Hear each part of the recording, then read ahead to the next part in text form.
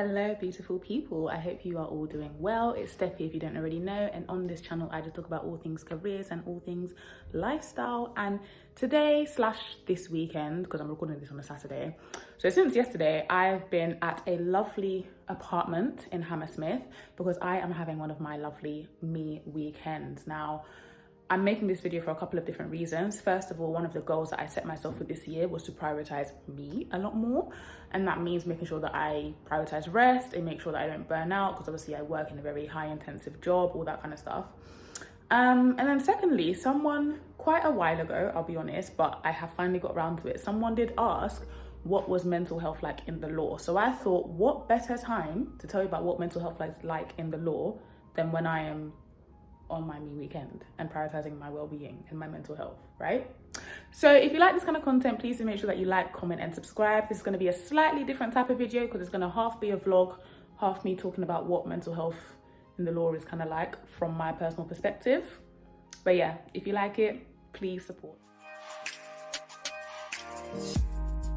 Figured off I would start by giving you a little tour of the apartment, as it were. So if we start off with the bathroom, the bathroom in my personal opinion is kind of small.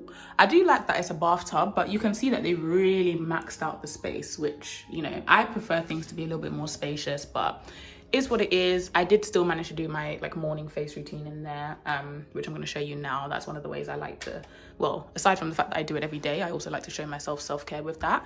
Take a quick look at my outfit. I'm definitely going to try and take some pictures. Oh, cutie. Anyway, so there's a room. This is just a 1-bedroom apartment. The blinds don't actually come up, which is a bit annoying, but fine. So I literally just slept in there, and then obviously you can see my laptop on the bed. This is probably my favorite space. So this is the, I guess, living room / lounge / kitchen. It's quite airy, quite spacious, high ceilings, which I love. And then we've got the kitchen, which again is kind of small, but I guess if this is just like a 1-bed apartment, you know, I get it, it's not that bad. And all of this came to $294 for the whole weekend, so from Friday to Sunday.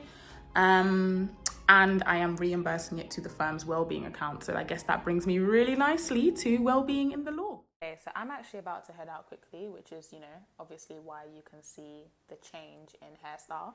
I'm just going to pop to Tesco for a couple of little things, but I figured as I'm doing this, it might be a good time to just quickly talk through what are some of the personal things that I think in terms of mental health and the legal profession. So first things first, I'm going to be completely honest with you. I knew, like I've said before, I've known for a very long time that I wanted to become a lawyer, right?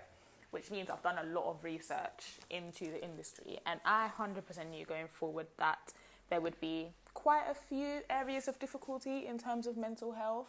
I think for me, the biggest and most obvious one is obviously the long working hours. And I think it's not even so much the long hours that makes the industry quite, I guess, toxic or stressful, but it's the fact that it's long working hours for a continued period of time in very high pressured, high, I guess, tension environments, right? And I think this can differ from firm to firm. I'm not at all saying like that's the experience that I've had, but I'm just saying in terms of why there might be a bit of an issue in terms of mental health and mental well-being in the industry. I personally think that's where it comes from.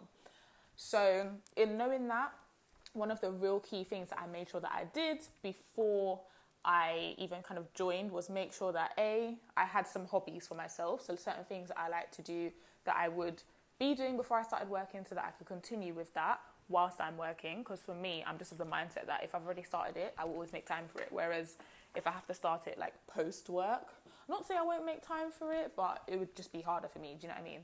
So I wanted to make sure I did that. And as some of you would have seen, I dance a lot. I do a couple of other things as well. So I have a lot of hobbies that I've been maintaining. The other thing that I made sure that I wanted to do, and I did this literally as soon as I got my first paycheck, February 2021, is I invested in therapy.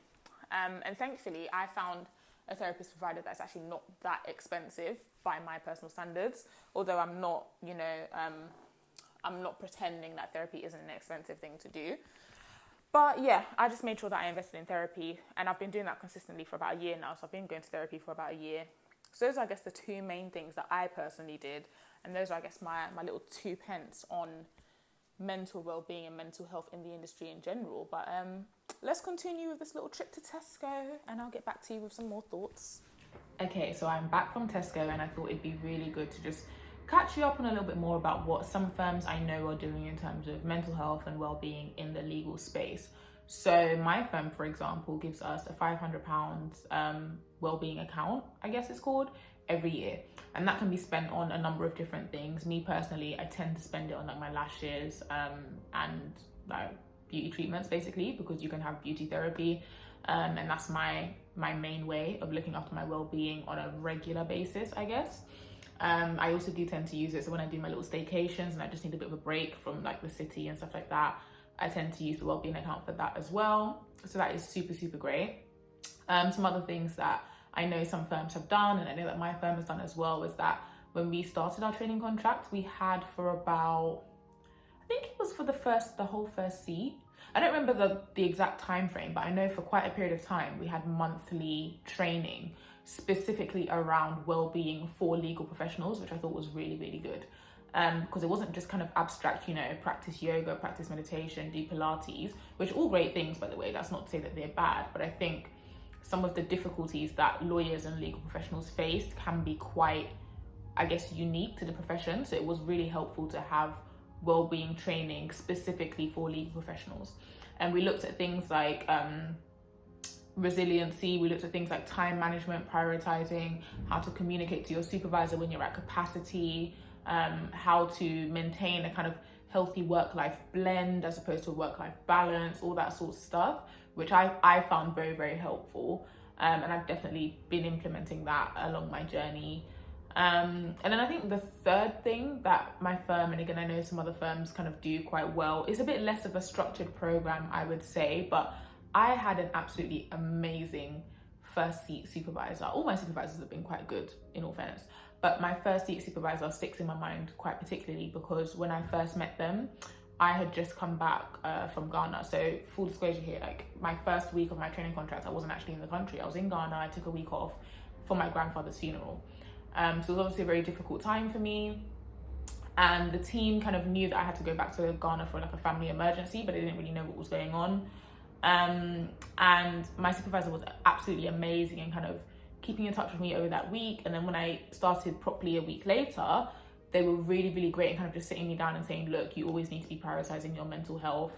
They shared some of their journeys in terms of their legal journey and how they kind of, I guess, worked through some mental health issues and some lessons that they just wanted to kind of teach me along the way. And I found it super, super helpful. Like, it was really great, I think, for two reasons. First of all, it was nice to just hear someone share their story. That was really, really helpful. But I think the second thing was that I guess I kind of underestimated how important it was to hear someone more senior than me telling me that actually, yeah, it's okay to put yourself first, kind of thing.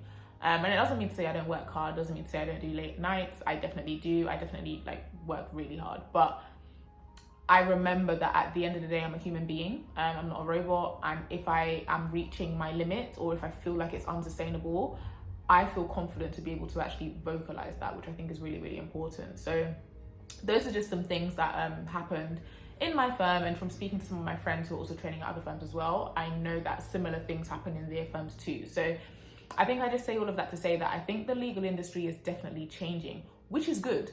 I don't know if it's 100% all the way there yet, I'll be honest, but then, you know, is any industry 100% all the way there yet with mental health?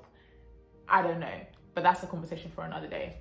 So I think that's probably it in terms of my 2 cents on mental health and mental well-being in the legal industry. If you like this kind of content, please do make sure that you like, comment and subscribe. Feel free to have a quick look around at my apartment tour, which is where I'm staying for the weekend, because I did say this is like half a vlog, half me just rambling and giving my 2 cents on mental health in the legal industry. But please do make sure you support and give me a follow on Instagram as well, and I'll be back again soon with another video.